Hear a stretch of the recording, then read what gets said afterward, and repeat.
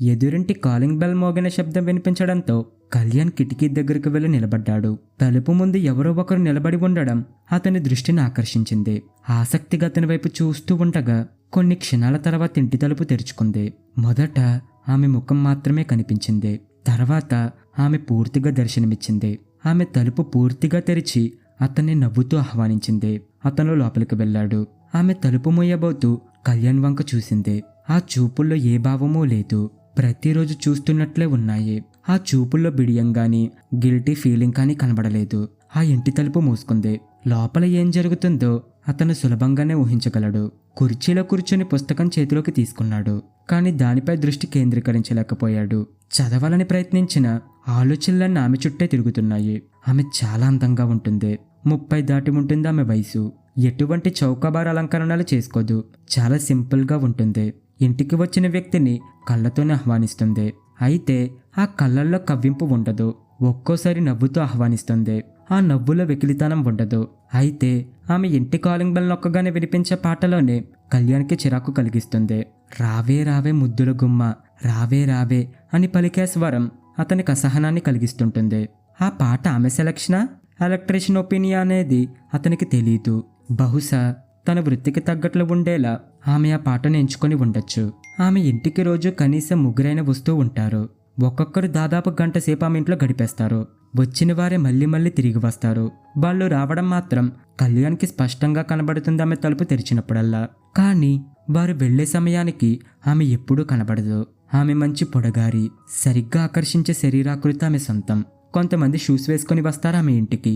వాళ్ళు షూస్ విప్పి లోపలికి వెళ్లేంత వరకు ఆమెను పరిశీలనగా చూసే అవకాశం కళ్యాణ్కి కలుగుతుంటుంది. కనురెప్పలు వాలిస్తే క్షణం వ్యర్థమైపోతుందన్న భయంతో రెప్పవాల్చకుండా ఆమెను నకసిక పర్యంతరం చూస్తుంటాడు.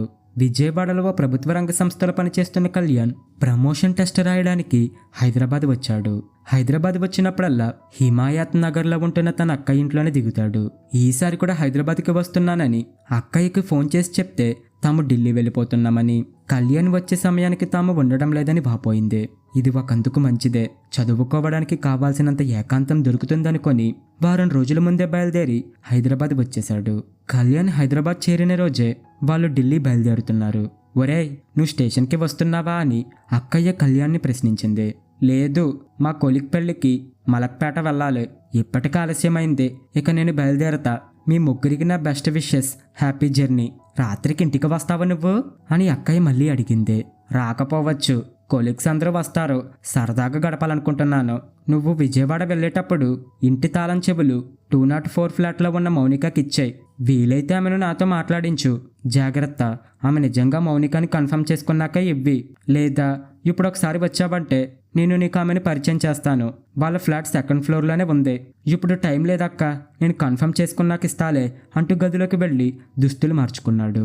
అప్పుడు అక్కయ్య బావతో మెల్లగా అంటున్న మాటలు అప్రయత్నంగా కళ్యాణ్ చెవిలో పడ్డాయి. వీడు ఎదురింటి వగలాడి వలలో పడిపోతాడేమోనని నాకు భయంగా ఉందండి.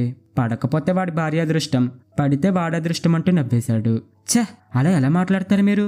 మీ మగబుద్ధి పోనిచ్చుకున్నారు కాదు అంటే అవకాశం దొరికితే మీరు ఆ ఇంట్లో దూరేవారా? అదృష్టవంతునని పొంగిపోయేవారా? కోపంగా అరుస్తూ అంది అక్కయ్య. కళ్యాణ్ వారి సంభాషణ వింటున్నానేమోనన్న భయం ఇప్పుడు ఆమెలో లేదు. అదృష్టవశాత్తు ఆ సమయంలో వాళ్ళ అబ్బాయి ఇంట్లో లేడు. సర్లే, ఏదో తమాషా కన్నాను గాని ఊరికి వెళ్లే ముందు నువ్వు సీరియస్ అవ్వకో. ట్రిప్ అంతా పాడవుతుంది ప్లీజ్, కళ్యాణ్ బావ వేడుకుంటున్నాడు.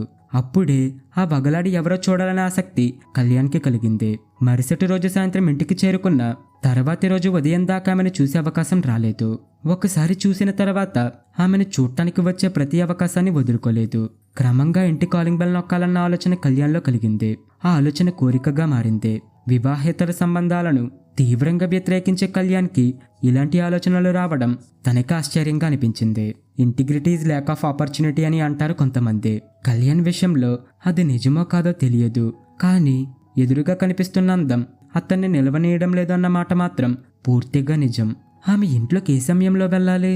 ఈ ఆలోచన అతనిలో మరింత బలంగా దృఢపడింది. రాత్రి 7 గంటల తర్వాత ఆమె ఇంటికి ఎవరూ రాకపోవడం గమనించాడు. ఆ సమయంలో వెళ్తే మంచిది. పైగా కళ్యాణ్ రేపు విజయవాడ వెళ్ళిపోతున్నాడు కాబట్టి ఈరోజు ఆమె ఇంట్లోకి వెళ్ళాలి. మధ్యాహ్నం భోజనం కోసం హోటల్కి బయలుదేరాడు. రోడ్డు మీదకి రాగానే బైక్ మీద వెళ్తున్న తన కొలీగ్ మాధవ్ కనిపించాడు. అతను విజయవాడలో కళ్యాణ్తో పాటు 4 ఏళ్లు పనిచేసి తర్వాత హైదరాబాద్ ట్రాన్స్ఫర్ అయ్యాడు. కళ్యాణ్ని చూడగానే బైక్ ఆపి దగ్గరకొచ్చాడు. హాయ్, నువ్వేంటిక్కడా అని ఆశ్చర్యంగా అడిగాడు. ప్రమోషన్ టెస్ట్ కోసం వచ్చాను.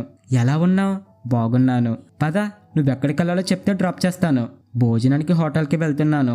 పక్క వీధిలోనే ఉంది హోటల్. నేను నడిచి వెళ్తానులే. ఈ బిల్డింగ్లో ఎవరున్నారు? మా అక్కయ్య వాళ్ళు ఉంటున్నారు.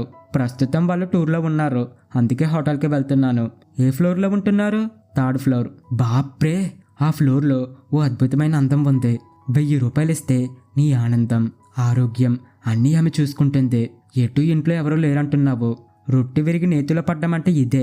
నీ పాలసీలు, ప్రిన్సిపల్స్ నాకు తెలుసు. గంట సేపు వాటికి సెలవివ్వు. జీవితాంతం గుర్తుంచుకునే అనుభవం నీ సొంతం అవుతుంది. ఆల్ ది బెస్ట్ అన్నాడు మాధవ్. మరో 5 నిమిషాలు కళ్యాణ్తో మాట్లాడి వెళ్ళిపోయాడు. ఆ రాత్రి 4 సార్లు ఎదురింటి గుమ్మం వరకు వెళ్లి తిరిగొచ్చాడు. 5వ చివరికి ధైర్యం తెచ్చుకొని కాలింగ్ బెల్ నొక్కాడు. తలుపు తెరిచిన ఆమె ముఖంలో ఆశ్చర్యం స్పష్టంగా కనిపించింది.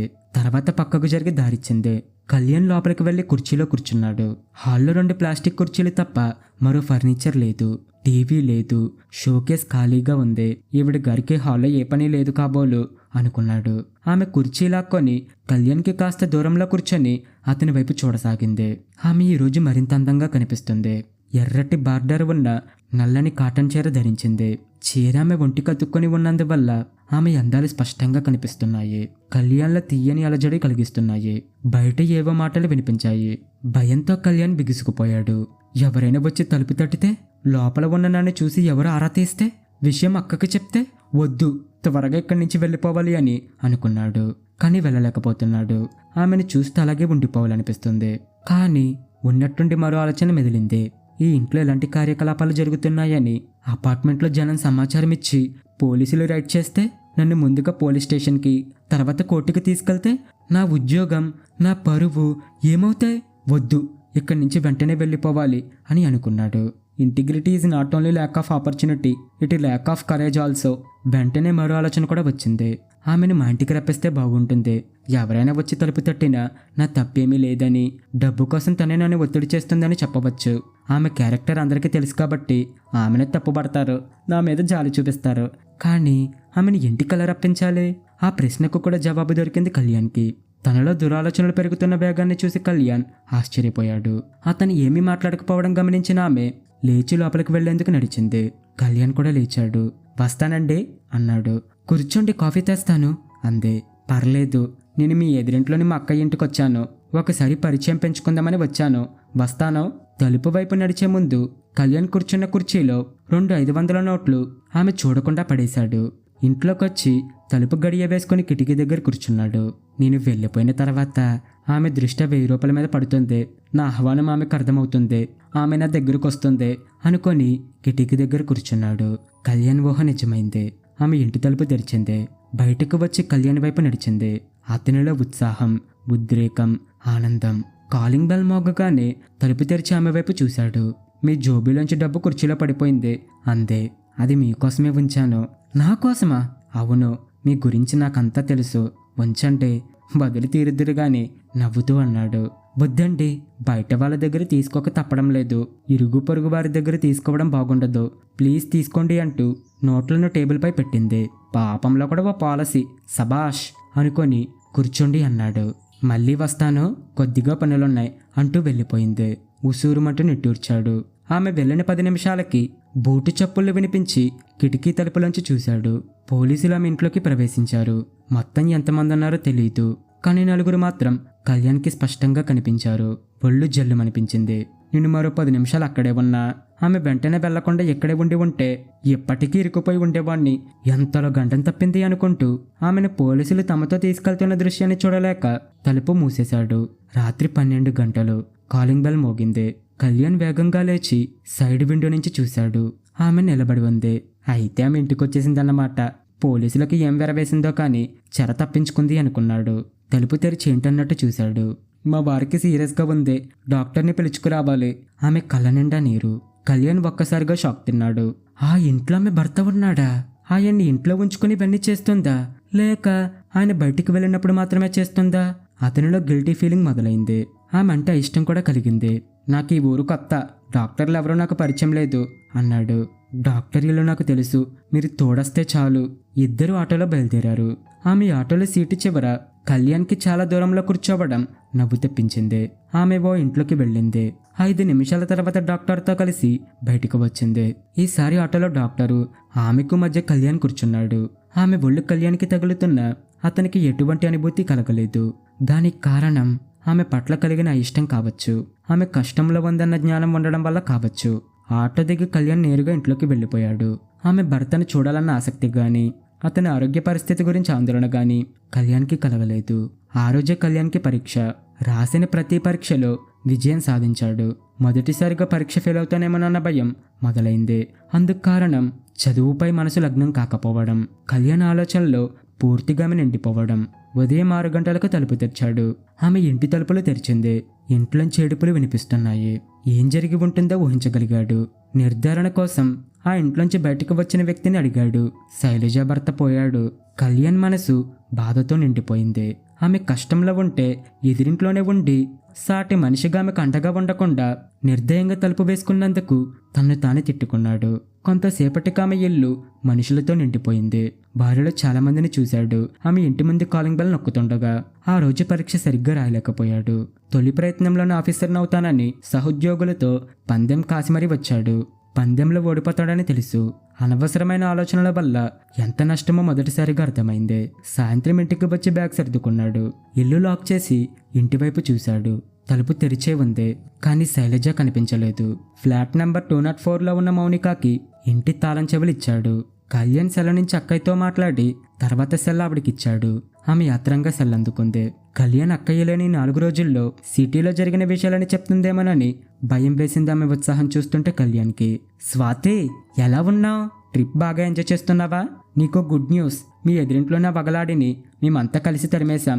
నువ్వు ఢిల్లీకి బయలుదేరిన రోజు సాయంత్రం ఆ ఇంటి ఓనర్ వచ్చారు.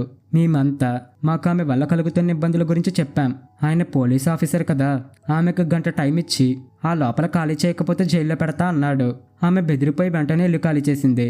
మరుసటి రోజే ఆయనకు తెలిసిన వాళ్ళ ఇంట్లో దిగారు. భార్యాభర్తలిద్దరే, పిల్లలు లేరు.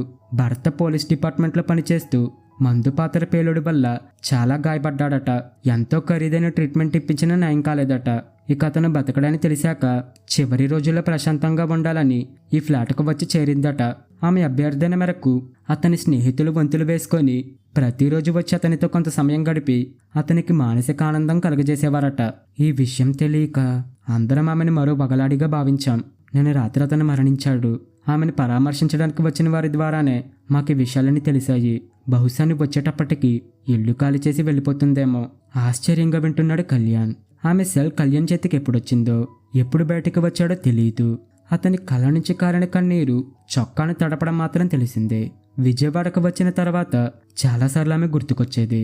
ఒకసారి అక్కయ్య ఆమె గురించి అడిగితే తను ఇల్లు ఖాళీ చేసి వెళ్ళిపోయిందట. ఏదో స్కూల్లో పనిచేస్తున్నట్లు విన్నాను అని చెప్పింది. 5 ఏళ్ల తర్వాత కళ్యాణ్ బాబుకు ప్రమోషన్ మీద వారణాసికి బదిలీ కావడంతో వాళ్ళ సొంత ఇల్లు ఖాళీ అయింది. అదే సమయంలో కళ్యాణ్ కోరుకున్న ప్రమోషన్ రావడంతో హైదరాబాద్ వచ్చి అక్కయ్య ఇంట్లో కాపురం పెట్టాడు. కొడుకు ఆదిత్యని చేర్పించేందుకు మంచి స్కూల్ కోసం విచారిస్తే ఎస్ఎస్ పబ్లిక్ స్కూల్ గురించి తెలిసిందే. అతను ఆదిత్యని తీసుకుని స్కూల్కి వెళ్ళాడు. కరెస్పాండెంట్ సీట్లో శైలజని చూసి కళ్యాణ్ ఆశ్చర్యపోయాడు. ఆమె కళ్యాణ్ని చూసి ఎంతో ఆనందపడింది. మీరు ఏదో స్కూల్లో చేస్తున్నారని అక్కయ్య చెప్పింది. ఈ స్కూల్ ఎప్పుడు పెట్టారు అని అడిగాడు కళ్యాణ్. ఆయన పోయాక ఓ స్కూల్లో క్లర్క్గా 3 ఏళ్ళు పనిచేశాను. ఆయన డిపార్ట్మెంట్ నుంచి వచ్చిన డబ్బులతో ఈ స్కూల్ పెట్టాను. సమాజంలో హింస తగ్గాలని ఆయన తప్పించేవారు. కానీ చివరకు ఆయన తీవ్రవాదుల హింసకు బలయ్యారు. ఆయన లేని లోటు భరించలేక మానసికంగా కుంగిపోయాను. దాదాపు పిచ్చిదానిలా మారాను. ఆయన స్నేహితులు డైవర్షన్ కోసం నన్ను స్కూల్లో చేర్పించారు. తర్వాత ఈ స్కూల్ పెట్టమని సలహా ఇచ్చి అన్ని విధాలా నాకు సాయం చేశారు. స్కూల్కి మా ఇద్దరి పేర్లు కలిసి వచ్చేలా శైలజ శ్రీనివాస్ పబ్లిక్ స్కూల్ అని పేరు పెట్టాను. ఈ పిల్లల్ని శాంతి కాముకులుగా తయారు చేసి సమాజంలోకి పంపిస్తాను. అహింస పరమ ధర్మః అన్న మెసేజ్ని ప్రజల్లో నాటుకుపోయేలా ప్రచారం చేయిస్తాను అని చెప్పింది శైలజ. మీ ఆశయం గొప్పగా ఉంది. మీ ఆశయ సాధనలో అన్ని విజయాలు కలగాలని కోరుకుంటున్నాను అన్నాడు మనస్ఫూర్తిగా. బాబుని స్కూల్లో చేర్పించి ఫీజు చెల్లించడానికి పర్సు తీశాడు. మీ దగ్గర నేను ఫీజు తీసుకోను అంది సీరియస్గా చూస్తూ. ఎందుకు ఆశ్చర్యంగా అడిగాడు. నేను మా వారి ట్రీట్మెంట్ కోసం చాలా చోట్ల అప్పులు చేశానని తెలుసుకొని నాతో పరిచయం లేకపోయినా సహాయం చేయాలని మా ఇంటికి రావడం, 1000 రూపాయల కుర్చీలో వదిలి వెళ్ళడం నా మనసుని కదిలించాయి. పైగా అర్ధరాత్రి డాక్టర్ దగ్గరికి తోడుగా రమ్మంటే మానవత్వంతో స్పందించారు. నిద్ర త్యాగం చేసి మరీ వచ్చారు. మీలాంటి వారి గురించి మా పిల్లలకు చెప్తాను. వాళ్ళలో సేవాభావం, త్యాగభావం పెంచుతాను. మీ అబ్బాయి మా స్కూల్లో చదివినంతకాలం అతనికి ఎడ్యుకేషన్ ఫ్రీ. మీ మంచితనానికి నేనిచ్చే చిన్న రివార్డ్ ఇది. కళ్యాణ్కి సంతోషం కలగలేదు, భరించలేని దుఃఖం కలిగింది. పశ్చాత్తాపం మనసును దహించవేసింది. అప్పుడు కళ్యాణ్ కళ్ళకు కామం కమ్ముకున్నందువల్ల ఆమెలోని మంచితనం, అమాయకత్వం కనిపించలేదు. ఆమె మనసు నిండా మంచితనమే నిండి ఉంది కాబట్టి కళ్యాణ్ వక్రచేష్టలు ఆమెకు కనబడలేదు. ఆమె నవ్వుతుంది హాయిగా, ఎటువంటి కల్మషం లేకుండా. ఆ నవ్వు కళ్యాణ్కి తన మీద తనకు అసహ్యం కలిగేలా చేసింది. అంతేకాదు, భవిష్యత్తులో ఎటువంటి చెడు ఆలోచనలు చేయకూడదని ప్రతిజ్ఞ చేసుకునేలా ఆమె అతని మనసుని మార్చింది. ఇది ఫ్రెండ్స్ ఈరోజు కథ. మీకు కనుక కథ నచ్చితే లైక్ చేయండి, షేర్ చేయండి. ఇలాంటి మరిన్ని కథల కోసం మా ఛానల్ని ఇప్పుడు సబ్స్క్రైబ్ చేసుకోండి. Thank you friends.